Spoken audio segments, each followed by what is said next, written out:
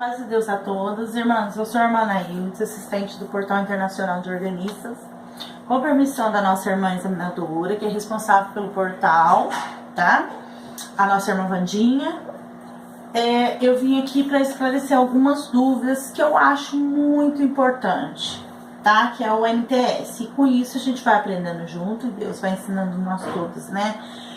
Então, o que acontece, irmãs? O MTS, eu costumo dizer que ele, na verdade, ele é um resumo de complementação inteiriça da teoria, vamos dizer assim, tá? Por quê? Muita gente olha, primeiro módulo, não dá muita ênfase para aquilo que tá falando ali, que, na verdade, se você não entende o início, você nunca vai entender o fim, tá bom? Então, o que acontece? Hoje a nossa irmã estava falando e eu percebo que não é só lá, tá? Só a irmã, não. A maioria das alunas faz essa confusão, que, por exemplo, que para mim aqui no segundo módulo é muito importante, muito importante. Porque o segundo módulo, na verdade, ele vai explicar para nós de onde surge o quadro comparativo, qual a diferença de figuras e notas, que figuras não são notas e notas não são figuras. Por quê? Por que eu tô falando isso? Eu já vi milhares de MTS que eu pego, tá aqui, ó, 4 tempos do lado, 2 tempos aqui, e eu vou repetir isso, como eu repito direto, e para muitas irmãs que, inclusive, às vezes a gente pega que já são antigas, que estão acostumadas com o Bona e fazem muita confusão nessa parte, tá bom? Figuras são figuras, notas só são notas a partir aqui do que nós aprendemos no quarto módulo, tá bem explícito aqui, certo? Agora que conhecemos as figuras, as fórmulas de compasso, o pentagrama, as claves, conhecemos a nota musical. Quer dizer, sem as figuras, sem a fórmula do compasso, que determina que compasso que é, que tipo de compasso que é e qual o compasso, qual a fórmula do compasso. O pentagrama, tá? Que é a escrita aqui musical, onde vamos escrever as notas, e as claves que vão determinar os nomes das alturas e das notas, tá bom? Sem isso, não determinamos notas musicais. Não tem condições de determinar a nota musical, tá bom? Então, hoje eu vim aqui exatamente para explicar um pouco sobre isso e espero mesmo conseguir sanar algumas dúvidas, tá bom? Bom, vou começar daqui. Eu pus 2 quadros aqui, irmãs, porque eu sou bem antiga mesmo, gosto desse quadro aqui. Mas eu tô sem giz, então eu vou usar aqui. Depois, se nós usar aqui, eu passo a usar aquele lá pra gente fazer o término se precisar, tá bom? Eu vou dar um exemplo, porque a irmã falou de 4x4. Quando eu falo 4x4, eu tenho o que aqui? Eu tenho um quaternário. Isso é o quê? É o compasso. Não, isso é o tipo do compasso. Quaternário simples, tá?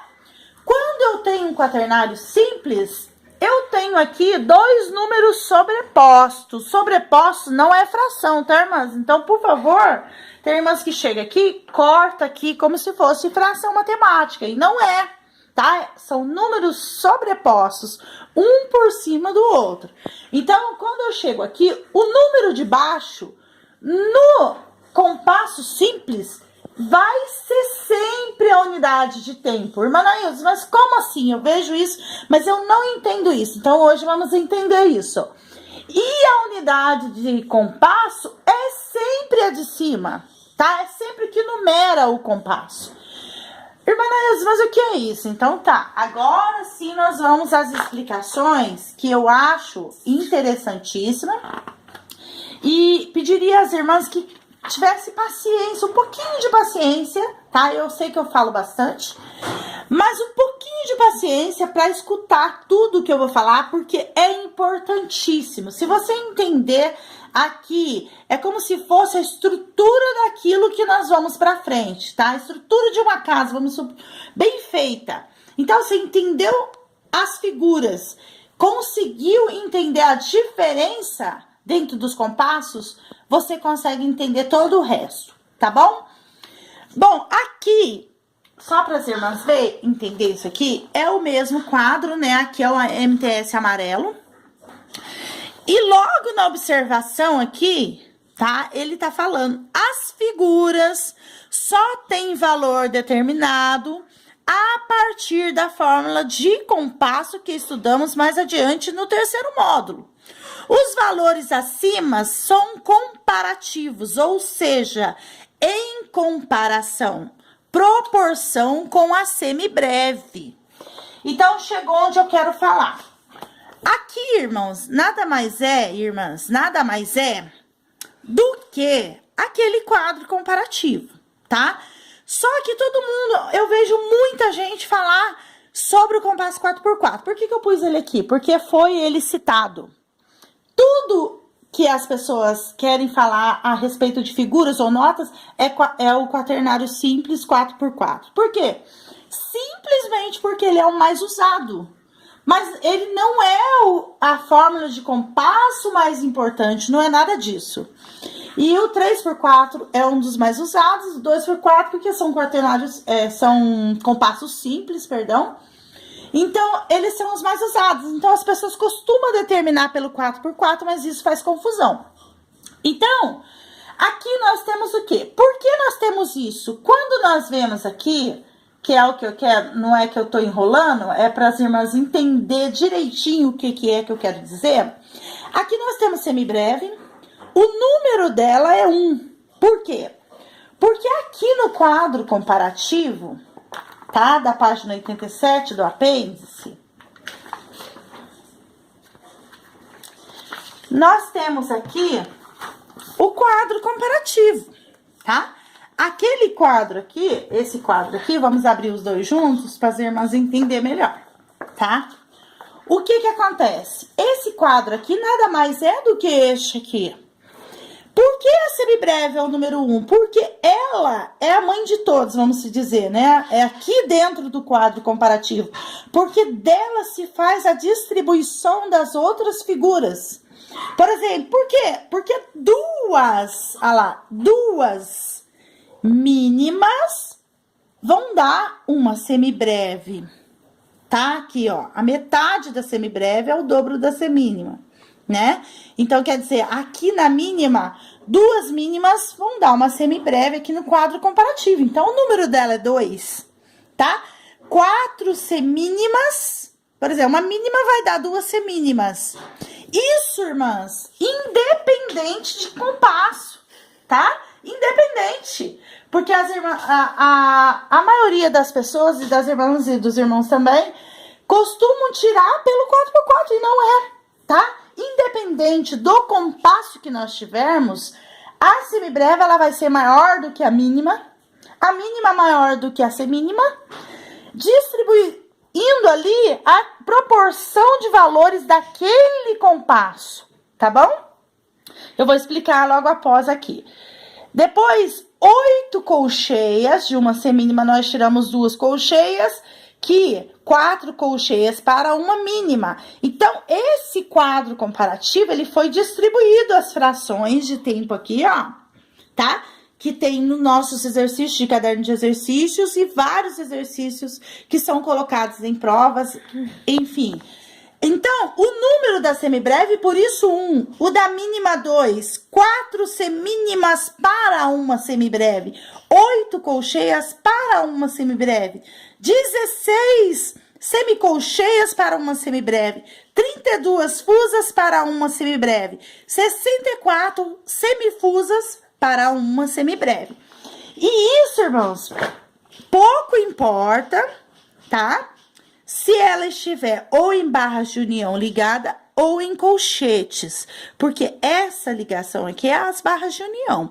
Isso só facilita a leitura da partitura, mas não faz elas diferentes se elas estiverem em colchetes ou em barras de união. Por isso que elas são aqui, ó, no canto em colchetes, para fazer essa demonstração, tá bom?